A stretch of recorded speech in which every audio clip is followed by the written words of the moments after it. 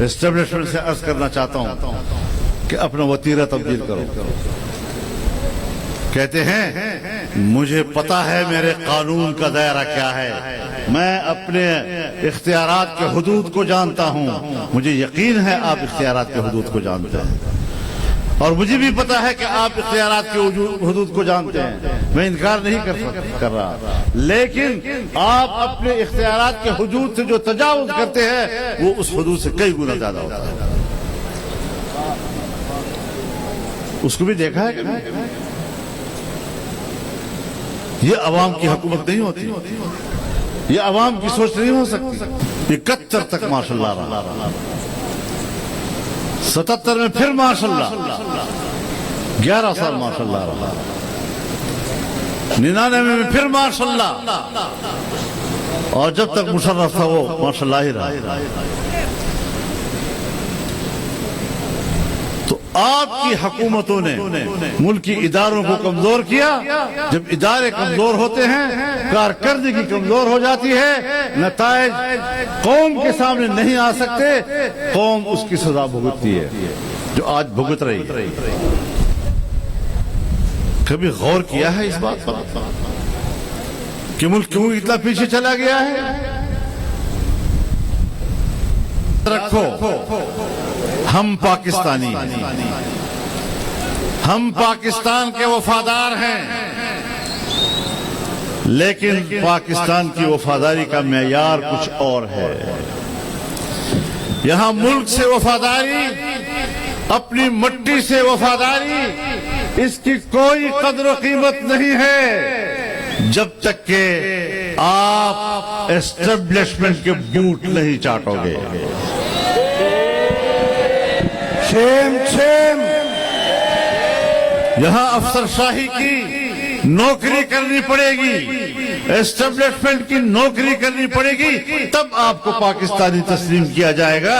ورنہ میں تو آج یہ سمجھتا ہوں کہ ہمارے گناہ کیا ہیں، ذرا ہمیں بتا تو دیے جائیں.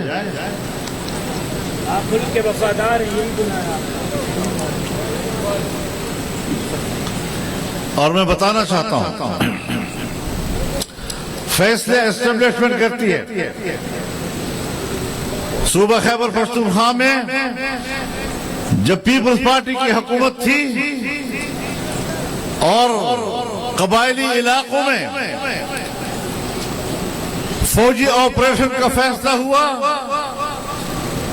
تو ہم نے کہا کہ آپریشن کی حکمت عملی کام نہیں آئے گی. ہم نے ان کو سپورٹ نہیں کیا،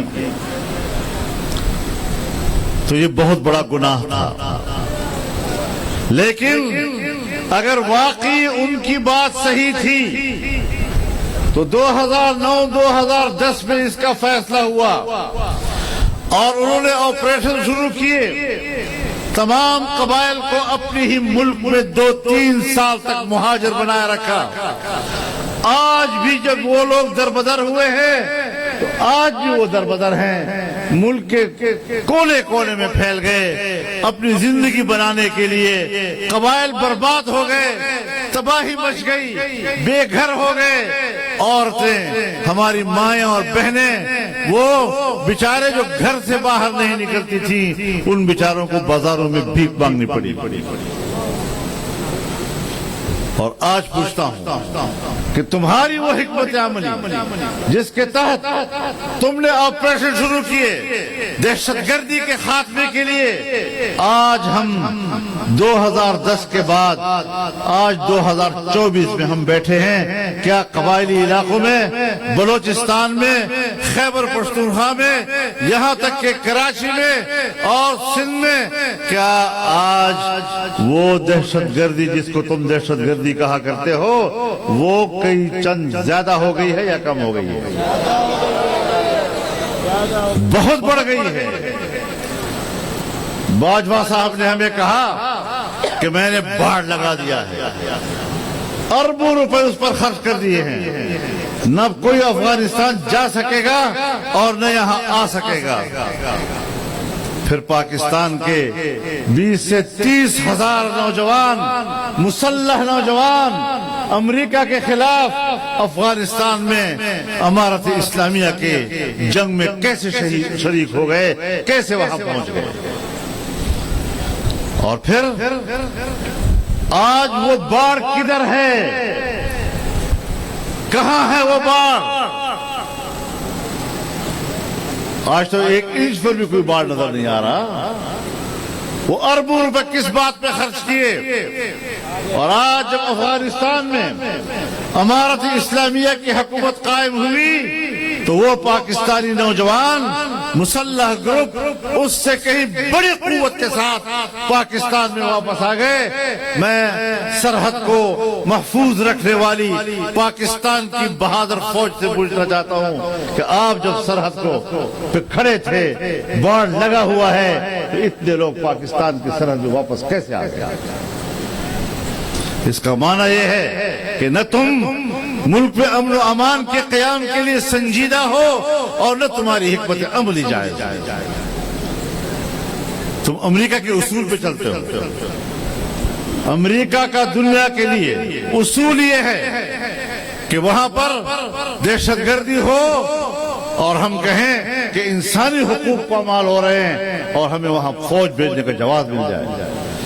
لہذا پوری دنیا میں اور خاص طور پر اسلامی دنیا میں امریکہ اپنی فوجیں بھیجنے کے لیے، اپنی قوت وہاں پہنچانے کے لیے جواز کے طور پر دہشت گرد تنظیموں کے وجود کو ضروری سمجھتا ہے. جھوٹ نہ بولو لوگوں کے ساتھ. مسلسل آپ کے رویوں کو ہم دیکھ رہے ہیں. کب تک دھوکہ دیتے رہو گے انسانیت کو؟ اور امریکہ کی خارجہ پالیسی کی اساس دوسری بات کہ اسلامی دنیا کے ممالک کو توڑو اور چھوٹے چھوٹے ممالک بناؤ تاکہ ان کے مفادات پر ہم قبضہ کر سکیں. تو پھر یہی ہوگا کہ فلسطین میں میرا فلسطینی بھائی وہ شہید ہوگا، بارود کی آگ برس رہی ہوگی. 7 مہینے کے اندر وہاں پر 45,000 ہمارے بے گناہ مسلمان بھائی، بچے، بوڑھے، خواتین، بہنیں، مائیں وہ شہید ہو جائیں گی، ملبوں کی طرح ڈھیر ہو جائیں گی. لیکن یہ لوگ اب اس قابل نہیں رہے. ہمارا ہر اسلامی ملک آج امریکہ کے قبضے میں ہے.